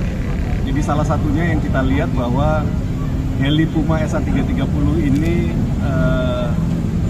mendapat penghormatan untuk ditempatkan di Kabupaten Bogor ini. Dengan dipasangnya monumen helikopter jenis SA-330 Puma bisa menjadi pengingat sejarah bagi masyarakat Kabupaten Bogor dalam membela tanah air. Rencananya Panglima TNI Agus Subianto akan memasang monumen lainnya di daerah yang mempunyai nilai sejarah bersama TNI. Dari Bogor, kontributor Simpo TV melaporkan. Kapolri Jenderal Polisi Listio Sigit Prabowo menjadi wasit dalam pertandingan Judo Kapolri Cup 2025 yang digelar di Dojo Perkumpulan Judo Bayangkara, Lebak Bulus, Jakarta Selatan. Kejuaraan digelar masih dalam rangka memperingati Hari Bayangkara ke-79 dan diikuti ratusan peserta dari 28 Polda serta Satker Mabes Polri. Kejuaraan Judo Kapolri Cup 2025 resmi digelar sebagai bagian dari rangkaian Hari Bayangkara ke-79. Sebanyak 264 peserta dari 28 Polda dan 9 Satker Mabes Polri mengikuti pertandingan yang akan berlangsung hingga 26 Juli 2025. Kejuaraan ini terdiri dari 2 kategori, yaitu perorangan dan beregu, dengan total 16 kelas untuk peserta putra maupun putri. Sebagai bentuk dukungan, Kapolri Jenderal Listio Sigit Prabowo turut bertindak sebagai wasit pada pertandingan eksibisi kategori perorangan kelas putra di bawah 81 kg dan kelas putri di bawah 70 kg. Diketahui Kapolri juga telah mengantongi sabuk hitam judo sejak tahun 2023. Penghargaan itu diserahkan langsung oleh Jenderal TNI Maruli Simanjuntak saat masih menjabat sebagai Ketua Umum PBPJSI. Dari Jakarta, tim redaksi Simpo TV melaporkan. Dari Persatuan Catur Seluruh Indonesia atau Percasi DKI Jakarta yang menggelar musyawarah provinsi di Tavia Heritage Hotel, Jakarta Pusat. Musyawarah provinsi kali ini, Hardianto Kenneth yang merupakan anggota DPRD DKI Jakarta secara resmi terpilih menjadi Ketua Umum Percasi DKI Jakarta. Anggota DPRD DKI Jakarta Hardianto Kenneth secara resmi terpilih menjadi Ketua Umum Persatuan Catur Seluruh Indonesia atau Percasi DKI Jakarta periode 2025 hingga 2029. Kenneth terpilih melalui musyawarah Provinsi DKI Jakarta yang digelar di Tavia Heritage Hotel Jakarta Pusat. Dengan kepemimpinan baru, Kenneth berkomitmen akan memajukan Percasi DKI Jakarta sekaligus menambah medali dengan membawa Percasi ke dalam kancah turnamen bergengsi. Dirinya juga memastikan olahraga catur akan masuk ke dalam cabang olahraga pada Pekan Olahraga Nasional atau PON 2028 di Nusa Tenggara Timur dan Nusa Tenggara Barat. Saya menerima tawaran menjadi Ketua Percasi DKI karena saya suka catur ya. Dan sebelumnya tidak punya keberanian untuk masuk ke dalam organisasi catur ini. Nah, tapi pada hari ini ya mungkin takdir berbicara lain. Ya saya coba memberanikan diri untuk mengambil amanah ini. Ya mudah-mudahan catur TKI ini ya pada saat saya pimpin ini bisa lebih maju lagi lah. Bisa lebih maju, bisa lebih inklusif, bisa menambah medali lagi ya. Terutama nanti kita kan menyongsong PON 2028 di NTT. Karena kita tahu bahwa cabur catur ini tidak masuk dalam satu kategori cabur yang akan dipertandingkan. Nah, ini menjadi suatu PR kita semua, terutama bagi pengurus Percasi DKI Jakarta. Nah, mungkin kita akan berkolaborasi dengan KONI DKI dan KONI Pusat ya, untuk memperjuangkan supaya cabur catur ini bisa masuk menjadi salah satu cabur yang dipertandingkan di PON 2028 NTT. Visi-misinya tadi Pak? Ya, saya ingin menjadikan Percasi Jakarta ini menjadi organisasi yang terbuka, transparan, inklusif, bisa menjadi rumah bagi semua lah, bagi pada insan catur, terutama yang berada di Jakarta. Mungkin kita terbuka juga, mungkin ada juga dari lansia, dari kaum dari insan catur lansia, atau mungkin juga dari disabilitas. Ya.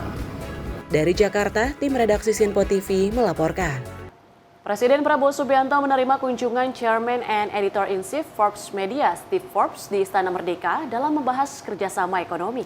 Menteri Investasi dan Kepala BKPM Rosan Roslani yang turut mendampingi menyebutkan pertemuan berlangsung hangat dan menegaskan visi Indonesia yang terbuka. Presiden Republik Indonesia Prabowo Subianto menerima kunjungan Chairman and Editor-in-Chief Forbes Media, Steve Forbes, di Istana Merdeka, Jakarta pada Rabu 23 Juli 2025. Pertemuan tersebut berlangsung lebih dari 2 jam dan membahas peluang kerjasama ekonomi, investasi, serta penguatan hubungan strategis antara Indonesia dan Amerika Serikat. Menteri Investasi dan Hilirisasi Kepala BKPM Rosan Roslani turut mendampingi menyebutkan bahwa diskusi berlangsung hangat dan juga produktif. Rosan menyampaikan Presiden Prabowo dalam kesempatan itu menegaskan komitmen Indonesia untuk tetap terbuka terhadap kerjasama internasional. One of the prominent figure dari Amerika Serikat, pemilik media Forbes magazine dan yang lain-lain, mungkin teman-teman media sudah paham. Nah, ini adalah pemiliknya, sekaligus beliau juga pernah sebagai salah satu kandidat presiden di tahun 96 dan 2000 di Amerika Serikat. Sangat baik, bertukar pikiran dalam berbagai bidang, lebih dari 2 jam, lebih tepatnya 2 jam 15 menit, membicarakan banyak hal, termasuk bertukar pikiran mengenai Indonesia, mengenai Amerika, dan bagaimana juga hubungan antara kedua negara ini bisa lebih ditingkatkan, dan juga mengenai bagaimana Bapak Presiden melihat ke depan Indonesia ini menjadi lebih baik dengan bekerja sama juga dengan banyak negara secara terbuka, termasuk juga dengan Amerika. Sementara itu, Steve Forbes menyampaikan pandangannya tentang potensi besar Indonesia ke depan. Ia menilai reformasi yang dijalankan pemerintah akan mendorong daya saing Indonesia di tingkat global, sekaligus memperkuat hubungan perdagangan antara Indonesia dan Amerika Serikat. The reforms that are happening now will enable Indonesia to take off even more. It's like a rocket ship. It gets slowly off the platform and then starts to really move ahead. We think Indonesia is a rocket ship that is reaching full speed in terms of removing barriers to business, enabling people to improve their lot in life. So, and we think that being the size of the country that it is, that it'll be an inspiration for other countries, not only in Asia, but around the world. We're entering a difficult time. We're glad that an agreement was reached on tariffs so that people know what the rules of the road are.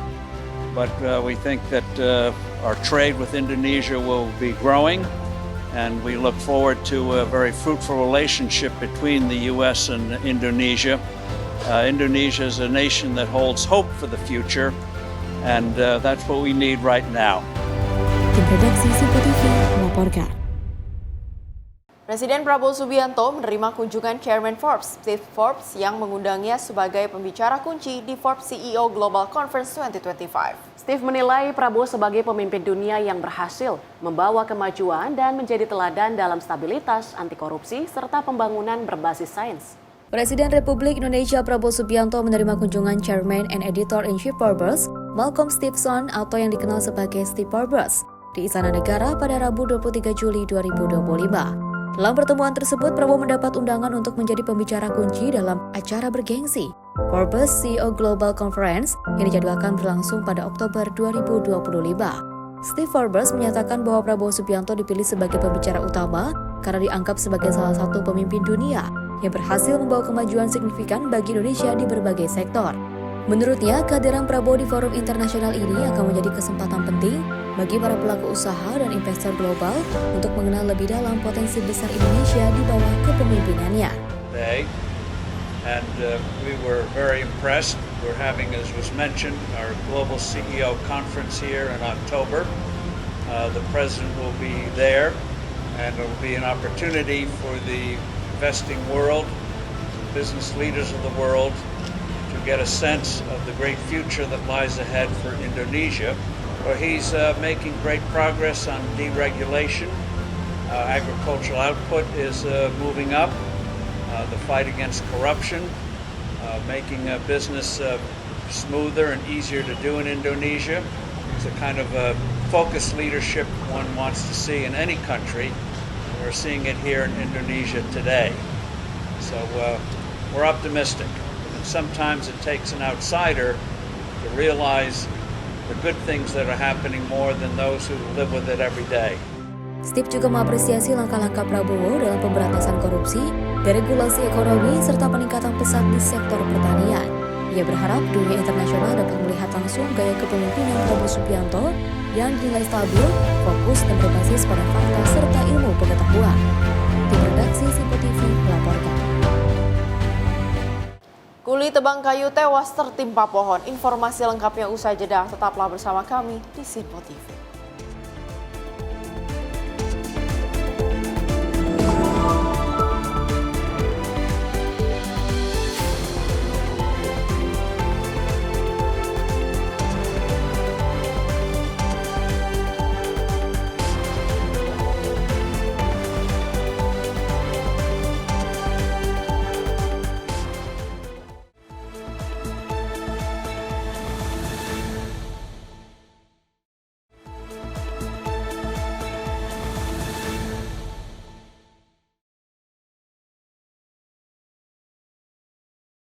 Anda kembali menyaksikan Menyapa Indonesia Malam. Pemirsa, mayat wanita tanpa identitas ditemukan di dalam sebuah drum berwarna biru yang mengapung di Sungai Cisadane, Tangerang pada Minggu siang 27 Juli 2025. Jasad korban ditemukan membusuk dalam posisi terlipat di dalam drum dan diduga sudah meninggal beberapa hari sebelumnya.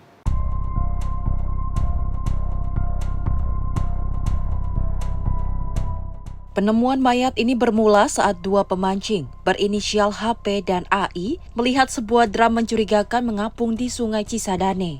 Saat drum tersebut ditarik ke tepi, keduanya terkejut saat melihat bagian kaki manusia menonjol keluar dari dalam drum. Menurut keterangan Kapolsek Tangerang AKP Suyatno, korban diperkirakan berusia 25 hingga 30 tahun dan sudah meninggal dunia beberapa hari sebelumnya. Jasad ditemukan dalam kondisi membusuk, hanya mengenakan kaos berwarna hitam dan dalam posisi terlipat, dengan kepala di bawah dan kaki tertekuk. Jenazah langsung dievakuasi ke RSUD Kabupaten Tangerang untuk keperluan otopsi. Hingga kini polisi masih menyelidiki kasus ini dan mengimbau masyarakat yang merasa kehilangan anggota keluarga untuk melapor ke Polres Tangerang. Dari Jakarta, tim redaksi Simpo TV melaporkan. Sebuah pesawat Boeing 737 MAX 8 milik American Airlines gagal lepas landas di Bandara Internasional Denver, Amerika Serikat pada Sabtu 26 Juli 2025. Insiden tersebut terjadi setelah salah satu roda pesawat terbakar saat pesawat mulai melaju di landasan.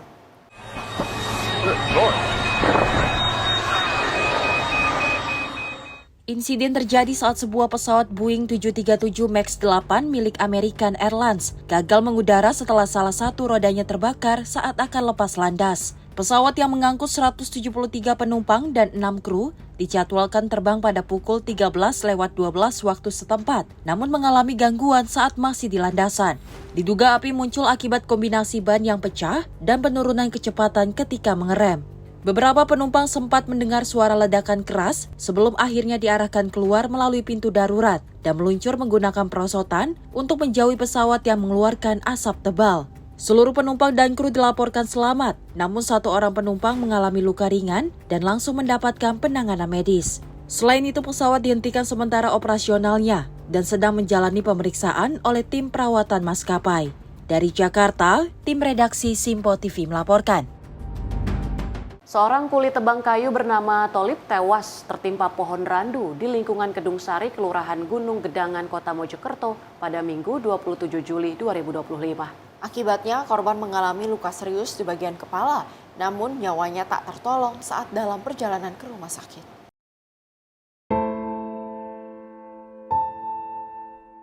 Peristiwa naas tersebut terjadi sekitar pukul 11 siang saat korban yang berusia sekitar 70 tahun sedang menebang pohon randu berukuran besar bersama 4 rekannya.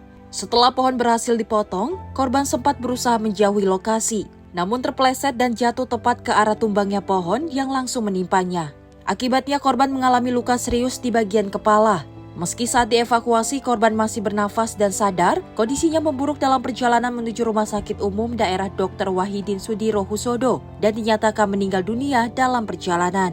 Pihak Kelurahan Gunung Gedangan juga turut membantu proses evakuasi, serta memberikan pendampingan kepada keluarga korban yang masih berduka atas peristiwa tersebut. Dari Jakarta, tim redaksi Simpo TV melaporkan. Seorang warga negara asing diamankan usai diduga membawa kabur uang dari sebuah money changer di Jalan Wanasegara, Kuta Bali. Para warga beramai-ramai mengejar dan menangkap pelaku yang berusaha membawa kabur uang senilai 190 juta rupiah.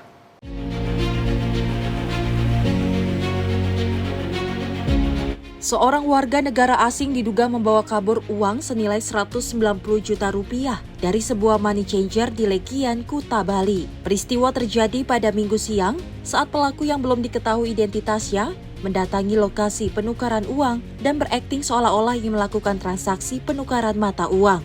Namun saat diberikan uang rupiah sejumlah 190 juta, pelaku justru kabur begitu saja tanpa menyelesaikan transaksi, membawa seluruh uang tunai yang sudah diberikan. Aksi kejar-kejaran pun terjadi. Pegawai money changer dan warga mengejar pelaku hingga berhasil menahannya di Jalan Wanasegara. Dalam video yang beredar terlihat uang pecahan 100.000 berserakan di jalan dan sebuah motor tergeletak sementara pelaku yang tidak mengenakan baju atasan ditahan oleh warga. Kapolsek Kuta AKP Agus Riwayanto Diputra menyatakan bahwa pelaku saat ini sudah diamankan di Polsek Kuta untuk diperiksa lebih lanjut. Polisi terus melakukan penyelidikan menyeluruh serta mengumpulkan bukti-bukti untuk proses hukum lebih lanjut.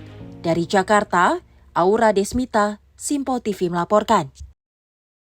Seorang pedagang mainan tewas setelah tertabrak kereta di perlintasan tanpa palang di kawasan Darul Ulum Desa Balokang, Kota Banjar pada Minggu siang, 27 Juli 2025. Diduga tidak menyadari kedatangan kereta akibat gangguan pendengaran, kasus ini memunculkan kembali sorotan terhadap keselamatan di perlintasan tanpa palang. Seorang pedagang lansia meninggal dunia setelah tersambar kereta api. Korban diduga mengalami gangguan pendengaran sehingga tak menyadari kedatangan kereta dan terseret hingga 15 meter saat melintas di perlintasan tanpa palang. Jenazah korban langsung dievakuasi ke RSUD Kota Banjar untuk diproses lebih lanjut. Karena tak dilengkapi palang pengaman, perlintasan ini seringkali memakan korban jiwa. Upaya penjagaan pernah dilakukan oleh warga, namun terhenti karena minimnya dukungan. Dari Jakarta, Natania, Simpo TV melaporkan. Seorang wanita lanjut usia ditemukan tewas di dasar jurang setelah 9 hari dinyatakan hilang saat mencari kayu bakar di Desa Wuluwitik, Sika, Nusa Tenggara Timur.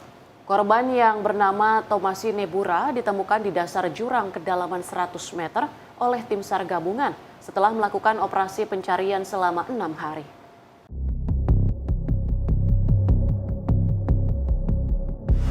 Wanita lanjut usia bernama Tomasi Nebura ditemukan tak bernyawa di dasar jurang setelah hilang selama 9 hari sejak Jumat 18 Juli 2025. Korban dilaporkan hilang saat tengah mencari kayu bakar di wilayah hutan Nilo yang berjarak 1 km dari rumahnya. Setelah menerima informasi, tim SAR gabungan langsung melakukan operasi pencarian selama 5 hari penuh, namun baru pada hari ke-6, jasad korban ditemukan di dasar jurang dengan kemiringan tajam 70 hingga 80 derajat. Saat ini jenazah Tomasi Nebura telah diserahkan kepada pihak keluarga. Dari Jakarta, Aura Desmita, Simpo TV melaporkan. Warga Jalan Pasiran, Medan digegerkan dengan penemuan jasad seorang pria berinisial S di aliran Sungai Deli, Jalan Suprapto, Medan, Sumatera Utara pada Sabtu siang. Penemuan jasad korban kemudian dilaporkan warga ke Polsek Medan Kota.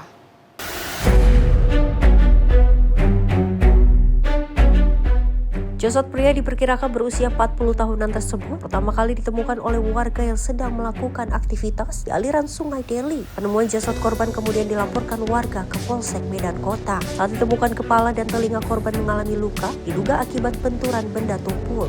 Jasad korban kemudian dievakuasi warga ke rumahnya untuk disemayamkan. Kepala lingkungan setempat, Denny Erwin Subarti, mengatakan mendapat laporan dari warga dengan ditemukannya jasad pria mengambang di aliran Sungai Deli. Erwin mengaku pada Sabtu dini hari pukul 2 waktu Indonesia bagian Barat, polisi dari Direktorat Narkoba Polda Sum melakukan penggerebekan di Jalan Pasiran, Medan. Dari penggerebekan tersebut ada beberapa orang melarikan diri dengan terjun ke Sungai Deli. Namun Erwin tidak mengetahui apakah korban merupakan salah satunya yang ikut kabur terjun ke sungai.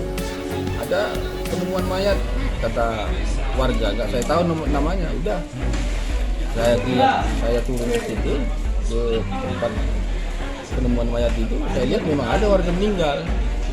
Dari ciri-cirinya warga kita. Identitasnya?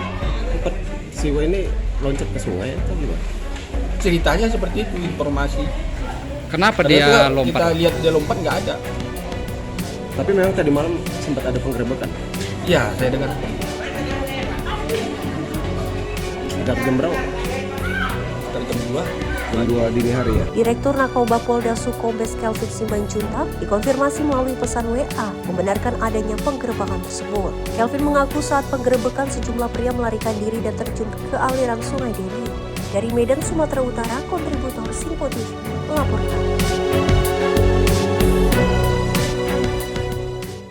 Tak terima layang-layangnya disita petugas, seorang bocah merengek hingga menangis lantaran terjaring operasi layang-layang oleh petugas gabungan dari Kepolisian Bandara Soeta, TNI, Otoritas Bandara hingga Angkasa Pura. Hal ini dilakukan lantaran masih banyaknya masyarakat yang menerbangkan layang-layang di sekitar area bandara yang memang dilarang dan mengganggu aktivitas dan keselamatan penerbangan. seorang bocah terus merengek dan menangis, meminta agar layangan miliknya dikembalikan saat terjaring operasi layang-layang oleh petugas gabungan di wilayah Bojongrege, Kausambi, Kabupaten Tangerang atau di sekitar area Bandara Soekarno-Hatta, Tangerang, Banten. Bocah tersebut kedapatan sedang menerbangkan layang-layang di area yang memang dilarang oleh otoritas bandara karena mengganggu aktivitas dan keselamatan penerbangan. Dari hasil operasi layang-layang tersebut, petugas gabungan mengamankan sedikitnya 10 layang-layang besar dan yang sedang diterbangkan oleh sejumlah anak-anak. Petugas kemudian meminta anak-anak untuk menurunkan layang-layang tersebut. Bahkan layang-layang yang ditinggal pemiliknya ikut diturunkan paksa oleh petugas. Yang terjaring operasi layang-layang tersebut kebanyakan anak di bawah umur, sehingga petugas meminta para orang tua membuat surat pernyataan agar anak-anaknya tidak kembali menerbangkan layang-layang demi keselamatan penerbangan. Kabak Ops Polresta Bandara Suta, Kompol Jajang Sukendar, mengatakan ada sebanyak 10 layang-layang besar yang diamankan saat operasi gabungan digelar. Kami dari Polres Bandara Soekarno-Hatta, operasi layang-layang gabungan di daerah pinggiran bandara, ternyata kedapatan layang-layang yang sangat-sangat besar yang mengganggu penerbangan pesawat landing maupun yang take off gitu.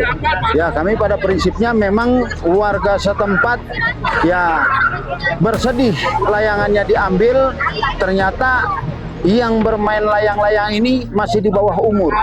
Ya, kita hanya data pernyataan saja.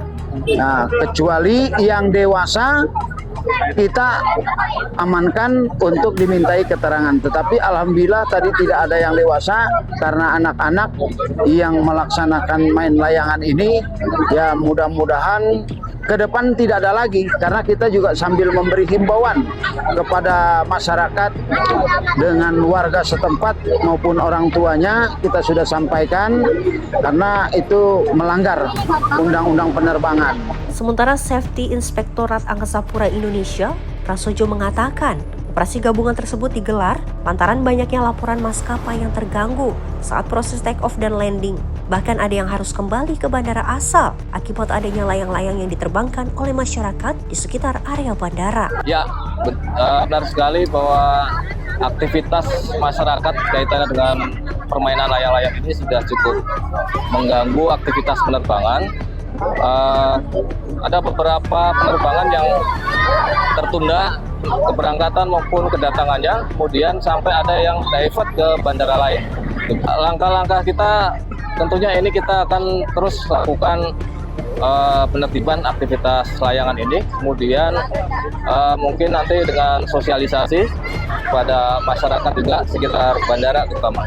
Operasi tersebut akan terus digelar selama 14 hari ke depan dan terus disosialisasikan kepada masyarakat yang tinggal di dekat bandara agar tidak menerbangkan kembali layang-layang demi keselamatan penerbangan. Dari Tangerang, Banten, Muce Platu Mairisa, kontributor Simpo TV, melaporkan. Selama 4 hari buron, pelaku pembunuhan dan perampokan seorang nenek berusia 72 tahun berhasil ditangkap oleh tim gabungan Satreskrim Polrestabes Medan dan Polsek Helvetia. Petugas terpaksa memberikan tindakan tegas dan terukur dengan menembak kedua kakinya karena berusaha melawan saat akan ditangkap.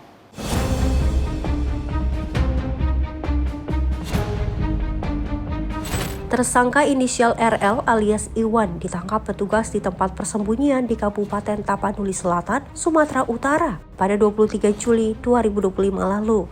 Petugas terpaksa memberikan tindakan tegas dan terukur dengan menembak kedua kakinya karena berusaha melawan saat akan ditangkap. Dari penangkapan tersangka, petugas menyita barang bukti berupa uang senilai puluhan juta rupiah, perhiasan serta uang asing milik korban inisial AA. Kapolrestabes Medan Kombes Gideon Arif Setiawan pada Jumat sore mengatakan pelaku melakukan tindak pidana perampokan dan pembunuhan terhadap seorang wanita lansia di rumahnya di Jalan Balai Desa Medan, Sumatera Utara pada 19 Juli 2025 lalu. Korban dihabisi secara sadis oleh pelaku dan membawa kabur barang berharga yang ada di dalam rumahnya. Akibat perbuatannya, pelaku dikenakan pasal berlapis dan terancam penjara seumur hidup. Bukan pembunuhan yang didahului dengan peristiwa lain, tindak pidana lain, dengan maksud untuk menghilangkan perbuatan pertama maupun untuk menghilangkan barang bukti. Sehingga pasal konstruksi pasal 339, subsidiar 338 dengan ancaman hukuman seumur hidup penjara 20 tahun. Ya. Saat ini petugas masih melakukan penyelidikan dan pengembangan dugaan pelaku lain yang turut membantu pelaku melakukan aksi kejahatannya. Dari Medan, Sumatera Utara, kontributor Sinpo TV melaporkan. Seorang pria Parubaya ditangkap unit Ranmor Polres Metro Jakarta Selatan usai melakukan aksi penipuan dengan modus wawancara kerja palsu. Korban dipancing mengantar pelaku dengan sepeda motor miliknya, lalu ditinggal di lokasi fotokopi dan motornya dibawa kabur.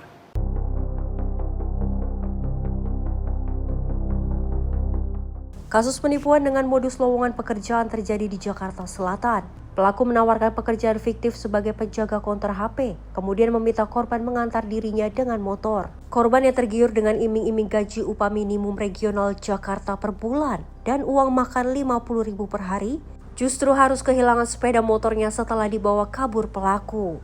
Peristiwa ini terjadi di sebuah gerai makan cepat saji kawasan Kuningan, Jakarta Selatan.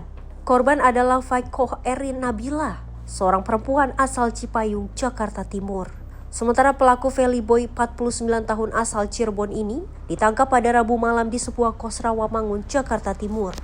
Satreskrim Polres Metro Jakarta Selatan telah melakukan penangkapan terhadap satu PSK dengan inisial FB dengan modus operandinya melakukan penipuan dengan menawarkan lowongan pekerjaan, yang mana korban ditawarkan pekerjaan dengan dijanjikan gaji sesuai dengan UMR.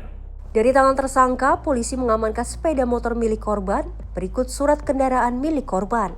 Guna mengetahui ada tidaknya korban lain, kini pelaku sedang menjalani pemeriksaan intensif oleh penyidik unit Ranmor Satreskrim Polres Metro Jakarta Selatan. Dari Jakarta, kontributor Sinpo TV melaporkan. Tim SAR gabungan berhasil evakuasi 2 pendaki Gunung Puntang dalam keadaan selamat pada 27 Juli 2025. Sebelumnya, pada pukul 13.55 waktu Indonesia bagian Barat, kantor SAR Bandung menerima laporan adanya 2 orang yang terjatuh dari puncak Mega Gunung Puntang, Dusun Pasir Mulia, Kecamatan Banjaran, Kabupaten Bandung.